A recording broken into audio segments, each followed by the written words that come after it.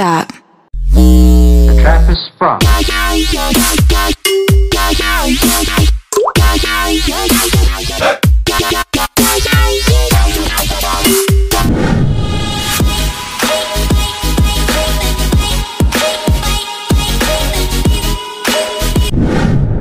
Mga biyaheros, ngayong araw ay samahan nyo po kami. Pasyalan natin ang resort na madalas dinadayo ng mga turista. Dito lang yan, sa mataas na kahoy ng Batangas. Alamin din natin, magkano nga ba ang budget kapag nagpunta ka dito? Kung kaya, simulan na natin.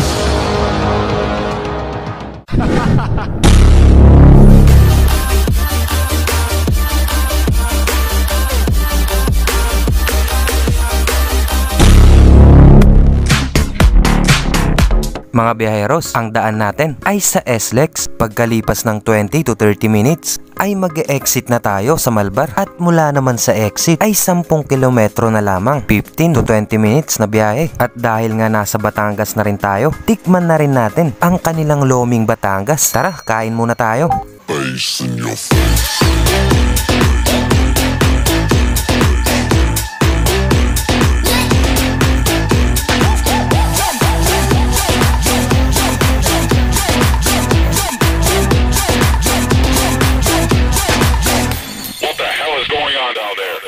Tuloy ang ating biyahe. Let's go!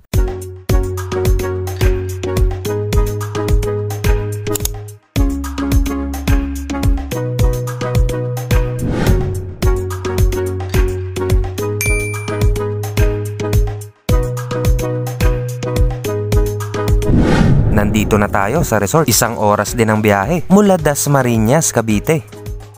Share ko na kami. Clap.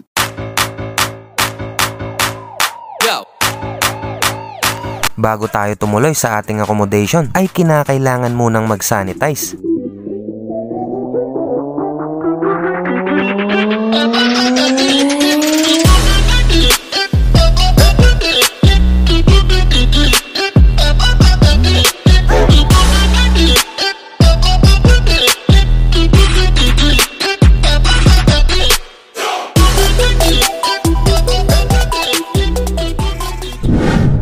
Sa entrance pa lang ng resort ay pwede ka nang kumuha ng mga larawan sapagkat kahit sa ang spot ay Instagrammable. Talaga namang nakaka-relax ang lugar na to. Bukod sa napakagandang tanawin, presko din ang hangin at napakasarap sa tenga pakinggan ang mga huni ng ibon sa paligid. Kaya naman kapag namasyal ka dito, siguraduhin mo na fully charge ang iyong camera o ang iyong cellphone, pati na ang space ng iyong memory sapagkat siguradong mapupuno sa pagkuha ng mga larawan dito. Halina't mag-tour tayo sa ating accommodation.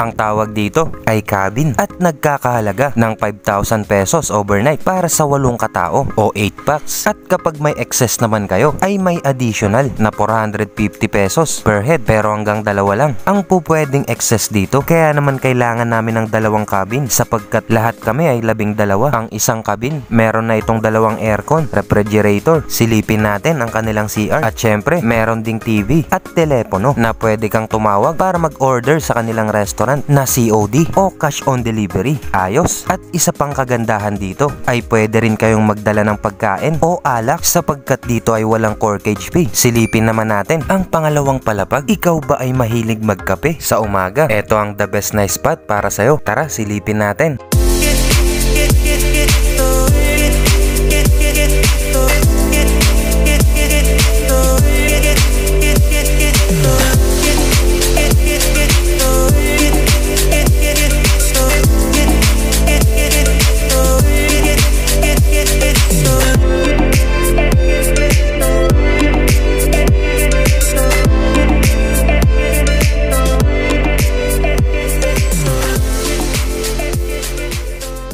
Kapag nakalimutan mong magdala ng toothbrush, walang problema. Meron na din ditong sabon, shampoo, toothbrush at towel. Ayos. Tara, maglakad tayo. Puntahan natin ang tinatawag nila na pool terraces o bucket pool. Pero bago natin ito marating, ay kinakailangan muna natin na dumaan sa hanging bridge. Malayo-layo rin ang lalakarin namin sapagkat alam nyo ba na ang lawak nito at kabuuang sukat ay 10 hektarya at pwede rin namang magdala ng sasakyan para mag-ikot sa lugar na to. Pero para sa amin ay mas pinili ang maglakad para ma-enjoy ang nature.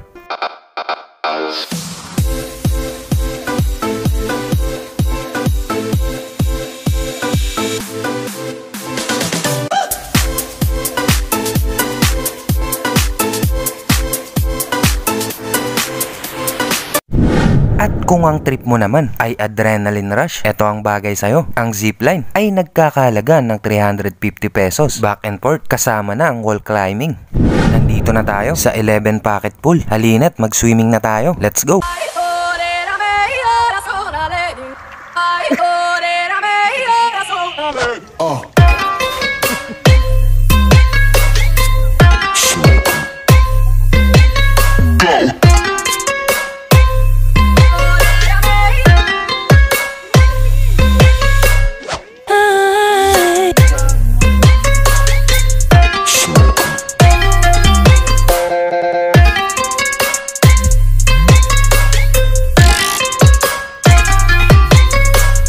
Lipat na tayo ng venue. Puntahan naman natin ang tinatawag nilang hidden pools o hidden pool. Tara, silipin natin.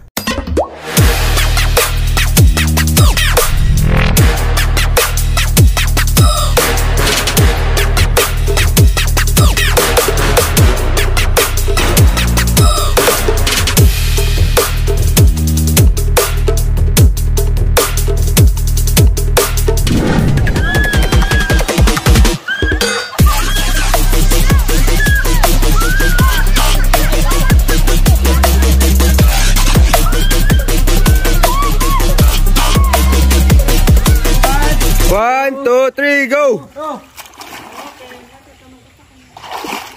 nakalutang na. Ay, nagpo-floating na kasi sige. Ang galing na ito. Matibay oh, dalawa. Si Bella. Matibay oh, tama na. Tagal oh. Ilang? 20 seconds. Interval mo. Balik muna tayo sa ating kampo dahil nakaramdam na kami ng gutom para matikman din natin ang ilan sa menu ng kanilang restaurant. Bukas na natin puntahan ang kanilang infinity pool at maglalaro din tayo ng maze at iba pang mga activities. How are you, JKL MTV? Congratulations. Hello, JKL.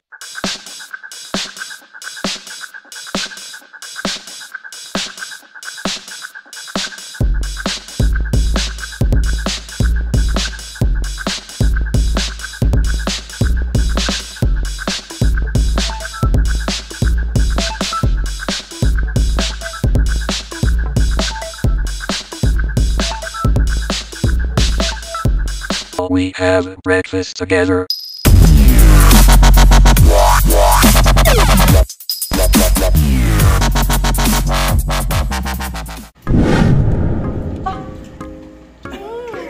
Flatski, wala na flatski. Hindi mo na. Thank you.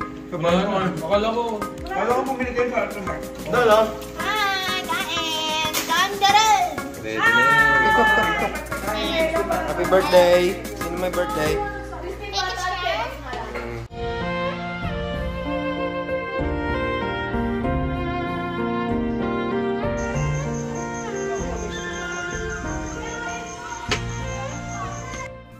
Magandang umaga mga biyaheros. Dito na tayo. Pagkatapos nating kumain ay puntahan na natin ang maze.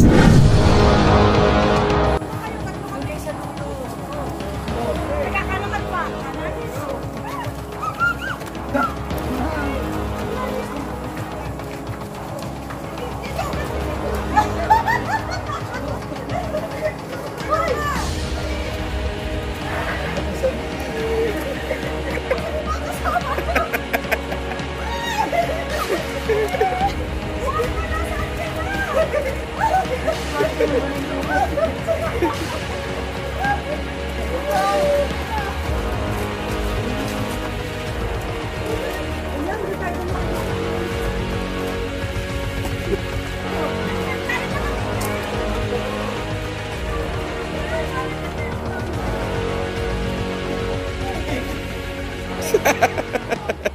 Walang nanalo sa laro dahil hindi talaga sila makalabas. Kaya naman tinuro na lang natin na pagod ang ating mga bida. Mag-swimming na tayo sa infinity pool.